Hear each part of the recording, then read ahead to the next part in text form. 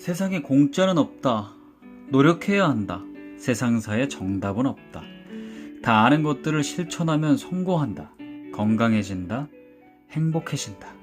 모르는 것이 문제가 아니라 실천이 답이다. 방우달의 행복 사냥꾼의 일부인데요.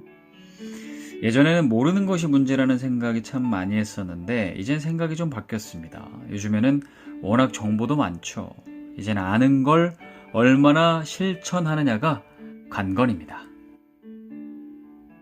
하나를 처음 사면 처음에 초록색 빛이 돌다가 시간 지나면 노란색으로 바뀌고 나중에는 이제 갈색으로 바뀌고 막 검해지잖아요. 근데 같은 바나나라도 겉 표면의 색깔에 따라서 건강 효과가 달라진다는 거 들어보셨나요? 일단 초록색 바나나 덜 익은 거죠. 노란 바나나보다 저항성 전분이 20배나 많대요. 위장 건강에 좋대요. 심지어 암도 예방한다고 합니다. 실제로 녹색 바나나를 매일 하나씩 섭취했더니 위장 증상이 줄고 대장암 위험까지 낮아졌다는 연구 결과도 있다고 하죠. 그럼 노란색 바나나 우리가 요건 이제 맛있고 잘 먹는데 바나나는 익을수록 비타민과 철, 마그네슘, 칼륨 등 몸에 좋은 미네랄 성분이 풍부해진다고 합니다. 특히 대표적인 항산화 물질인 비타민 C 함량이 더 많아진대요. 자, 그리고 시간이 지나서 바나나가 갈색으로 변하면 이것도 건강에 도움이 될까요? 갈색 바나나엔 종양괴사 인자가 풍부해서 암에 대한 면역력을 높인대요. 실제로 연구를 해봤더니 갈색 바나나가 녹색 바나나보다 백혈구의 힘을 강화시키는 효과가 8배나 높게 나타난다고 합니다. 야, 이거 갈색 바나나도 이런 효과가 있었군요. 같은 바나나라도 그 익는 정도에 따라 효과가 달라진다는 거 흥미로운 것 같습니다. 자판을 하였습니다. 구독과 좋아요는 큰 힘이 됩니다. 처음으로 수영을 배울 때는 깊은 물에 내 몸을 맡기지 못했다. 바짝 긴장한 채 턱을 물 위로 내놓으려 버둥거렸다. 그러다가 힘이 빠지면 그때서야 비로소 힘을 풀고 물에 온전히 몸을 맡겼다. 그러면 물은 요람처럼 편안히 나를 떠받쳐 주었다. 마크 네포의 고요함이 들려주는 것들 중에 일부인데요. 뭐 운동뿐만 아니라 악기 할 때도 힘을 빼라고 하고요.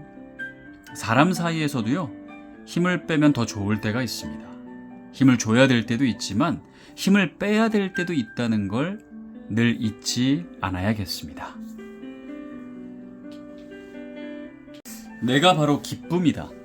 기쁨은 늘 나의 중심에 존재한다. 내가 해야 할 일은 단지 그것에 주의를 주는 것이다. 그것은 언제나 거기에 있다. 브랜든 베이스의 치유, 아름다운 모험 중에 일부입니다. 기쁨은 나의 중심에 있다는 말, 잠시 생각해 봅니다. 당연한 말 아닌가 싶다가도 실제 기쁨은 내가 아닌 다른 곳에서 찾고 있었던 건 아닌가 싶습니다. 기쁨의 중심이 내 안에 있는 게 흔들려서는 안 되겠습니다. 창업에서 매우 필요한 것이 유연성이다. 계획하던 일이 일어나지 않고 계획하지 않았던 일이 일어나면 그곳으로 가면 된다. 방향성만 가지고 가면 된다. 어찌 보면 계획한 것이 모두 일어나는 것이 재앙이다. 왜냐하면 그 경우에 필히 따라오는 것이 교만이기 때문이다. 그래서 내가 계획한 것이 막히고 다른 일이 일어나면 그곳으로 가면 된다. 김진수의 선한 영향력 중의 일부인데요. 이건 창업에 한정지은 이야기지만 삶이 다 이렇지 않을까요? 삶에서는 언제든 뜻밖의 일들이 벌어질 수 있죠. 계획이 틀어졌다고 낙심하지 말고 뜻밖의 뚫리는 쪽으로 물줄기를 옮기면 됩니다. 집에서 식초 어디에 보관하시나요? 냉장고에 넣어두는 분들도 계시고 그냥 상온에 그냥 놔두는 분들도 계시는데요. 식초 어디에 보관하는 것이 가장 바람직할까요? 둘 다 된대요. 둘 다. 냉장고에 보관해도 되고 상온에 놔둬도 된다고 합니다. 보통 사용하는 증류식 식초는 높은 산성도 때문에 미생물이 증식하지 못한대요. 그래서 직사광석만 좀 피해서 보관하면 사실상 소비기한에 큰 제약이 없이 사용할 수 있다고 하는데요. 그렇다면 소비기한은 적을 필요가 없는데 왜 적혀 있을까요? 소비 기한이 있는 이유는 안정성보다는 품질 기준 때문이래요. 대부분의 식초는 날짜 이후에도 충분히 섭취가 가능하지만 제조사가 보장하는 맛과 향의 기준이 있기 때문에 그 기준이 떨어지는 그 기간이 소비 기한이라고 보면 됩니다. 하지만 뭐 발사미 식초라든지 사과 식초처럼 원재료의 풍미가 살아있는 식초 같은 경우에는 시간이 지나면 그 색이 짙어질 수 있기 때문에 이 경우에도 섭취에는 문제는 없지만 색이나 향의 변화를 최소화하고 싶다면 냉장 보관하는 것이 도움이 된다고 합니다. 또 개봉 후에 오랫동안 두고 먹고 싶다면 냉장 보관이 그래도 상온 보관보다는 품질 유지에는 더 유리하다고 하네요. 네, 자판가 나왔습니다. 구독과 좋아요는 큰 힘이 됩니다. 사람을 만날 때나 이성을 만날 때 처음에는 내 취향이 아닌 것 같은데 그렇게 생각했는데 계속 보다 보면 괜찮은 면을 발견해서 또 매력을 느낄 때가 있죠. 어떨 때 그럴까요? 첫 번째, 편안함이래요. 이상하게 이 사람하고만 있으면 편안하다는 느낌을 받을 때 호감도가 확 상승한다고 합니다. 편안하다는 것은 많은 것을 내포하고 있죠. 결이 맞는 걸 수도 있고, 대화가 통한다는 것일 수도 있고, 상대가 배려를 잘하는 것일 수도 있고, 뭐 모든 것이 잘 맞아야 편안함도 느끼고, 상대가 또 신뢰할 만할 때 우리는 편안함을 느끼죠. 시간이 지날수록 설렘보다는 편안함, 안정감이 서로의 관계를 위해서는 더 중요하잖아요. 두 번째는 사소한 취향들이 겹칠 때입니다. 큰 기준에서는 잘 안 맞는 것 같은데 일상적인 취향이나 취미가 자꾸 겹치면 마음의 거리가 점점 좁혀집니다. 좋아하는 음악이나 좋아하는 카페, 뭐 음식 취향 등등 뭐 그런 게 있잖아요. 이런 공통점은 사실 억지로 만들 수 있는 게 아니기 때문에 공통점이 맞다면 마음이 확 열리게 되죠. 세 번째, 웃음 코드 정말 중요하죠. 케미, 뭐 티키타카 뭐 이런 건데요.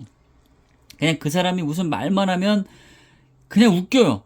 그게 코드가 맞는 거죠. 이 사람이랑 있으면 재밌다라는 인식이 생기면 호감도는 급 상승합니다. 마지막으로 이것도 큰 매력 포인트가 될 수 있는데요. 이 사람과 있으면 나 스스로가 다르게 보일 때가 있습니다. 이 사람이 내가 모르는 나의 어떤 점을 자꾸 좋게 보고 그걸 칭찬하는데 나는 몰랐던 사실인데 그 사람과 대화만 하면 내가 새롭게 막 깨닫게 되고 알게 되는 것들이 있어요. 야, 이거 엄청난 매력이죠. 이런 게 많으면 큰 매력을 느낀다고 하니까 요런 몇 가지 이거 좀 기억해뒀다가 활용해 보시면 좋을 것 같습니다. 자판가 나왔습니다. 구독과 좋아요는 큰 힘이 됩니다. 갱년기에는 젊을 때보다는 보통 잠이 줄어드는 게 일반적인데요. 근데 사람에 따라 뭐 낮잠을 자는 경우도 있고 특히 오전 시간대에 낮잠을 자는 습관이 있다면 그거는 본인의 몸을 한번 생각해 봐야 된다고 합니다. 몸의 이상 신호일 수 있대요. 미국 매사추세츠 종합병원 연구팀이 성인 1338명을 대상으로 19년간 추적 관찰을 했는데 낮잠 시간이 길고 횟수가 잦을수록 사망 위험이 증가했다고 밝혔습니다. 특히 오전에 낮잠을 자는 사람은 오후에 낮잠을 자는 사람보다 사망 위험이 30%나 높았는데요.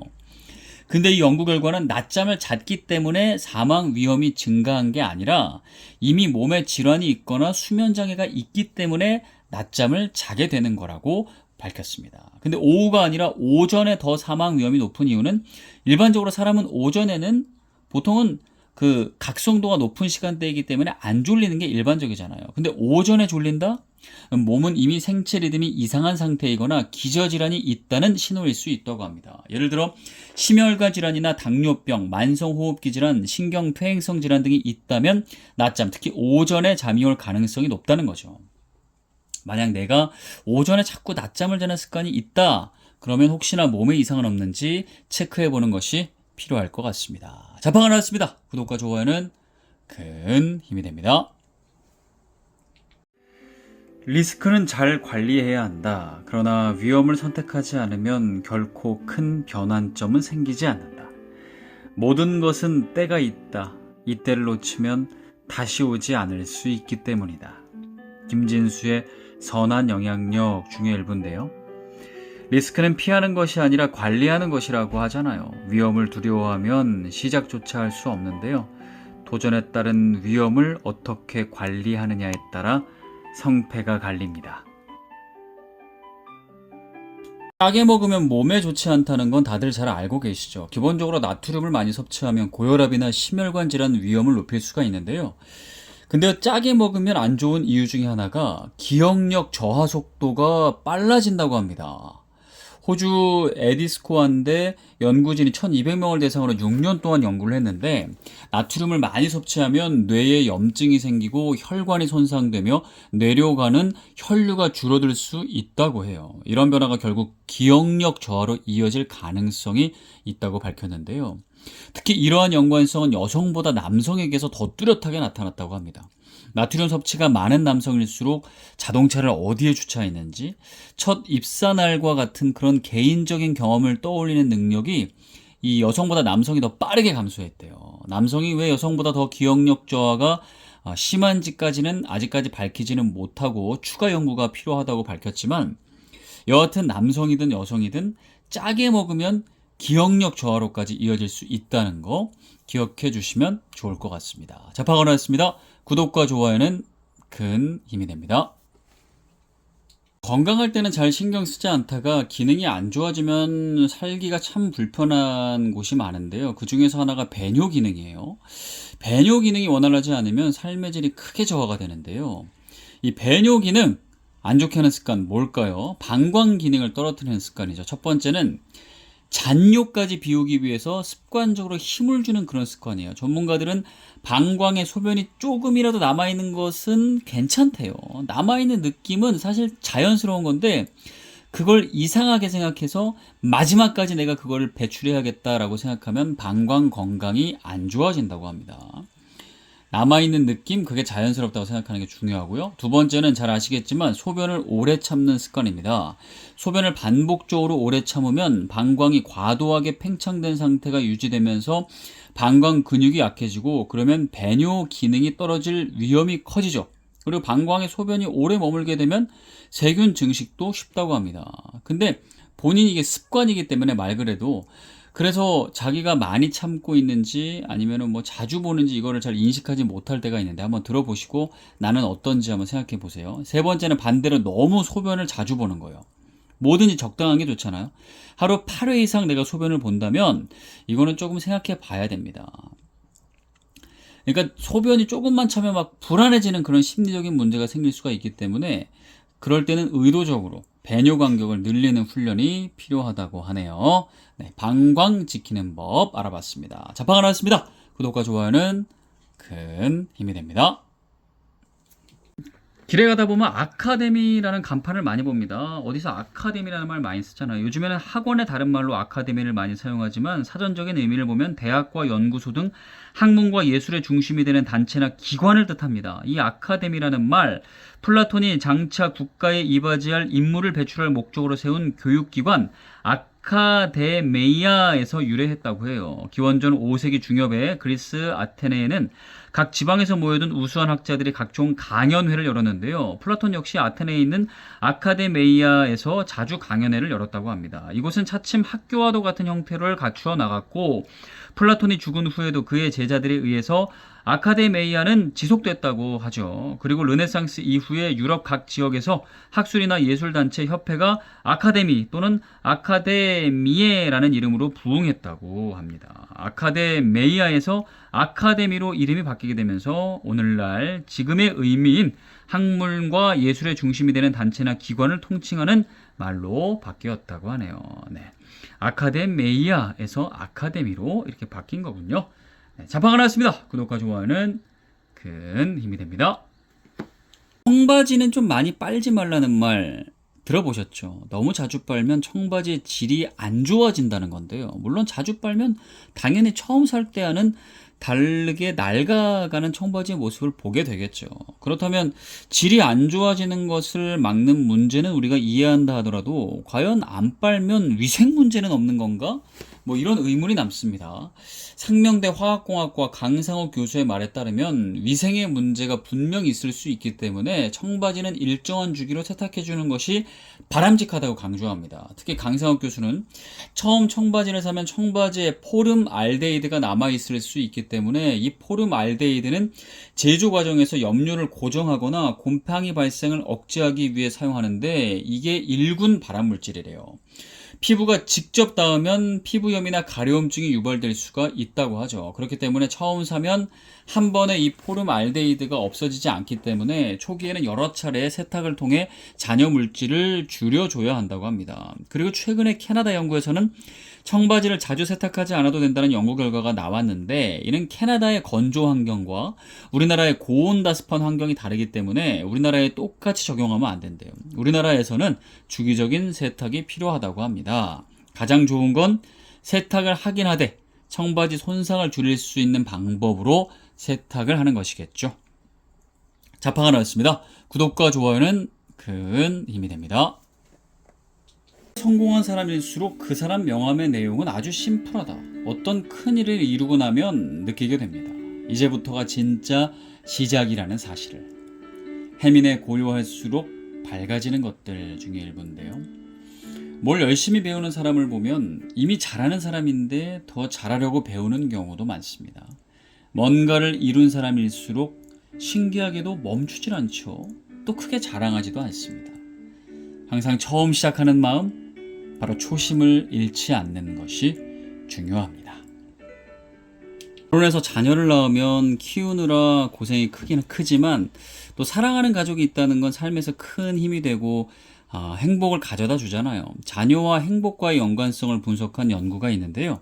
독일 베를린대 연구팀은 성인 2만 3천여 명을 분석해 봤는데 그룹을 5그룹으로 나눴습니다. 스스로 선택해서 자녀를 갖지 않은 사람, 자녀를 원했지만 가질 수 없었던 사람, 원하는 만큼 자녀를 낳은 사람, 원하는 것보다 자녀를 많이 낳은 사람, 원하는 것보다 적게 낳은 사람, 이렇게 나눠서 삶의 만족도를 측정했는데 어느 그룹이 가장 만족도가 낮았을까요?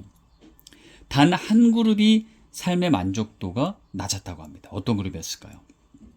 바로 원했던 것보다 자녀를 더 많이 낳은 그룹이었대요. 그러니까 자녀가 아예 없는 무자녀 가정보다도 삶의 만족도가 낮았다는 거죠. 연구팀은 여성과 남성 모두 낮은 만족감을 나타냈지만 그 여성이 남성보다 더 육아 부담이 큰 상황에서 원했던 것보다 더 자녀를 많이 낳은 상황이 발생하면 여성이 더 무거운 부담이 느껴져서 여성이 남성보다 더 만족감이 낮았다고 합니다. 네. 여하튼 인생사 계획대로 되는 건 별로 없지만 가족 계획도 삶의 만족도에 중요하다는 이 연구 결과 참고해 볼 필요가 있을 것 같습니다. 자파가 나왔습니다. 구독과 좋아요는 큰 힘이 됩니다. 우리가 학생 때 공부할 때 공부 잘하려면 엉덩이가 무거워야 된다 이런 얘기 참 많이 들었잖아요. 그게 머리에 콕 박히다 보니까 성인이 돼서도 일을 열심히 하고 잘하는 건 막 어수선하게 돌아다니는 게 아니라 집중력 있게 딱 자리에 앉아서 맡은 일을 열심히 하는 거라고 그렇게 생각하게 되는데요.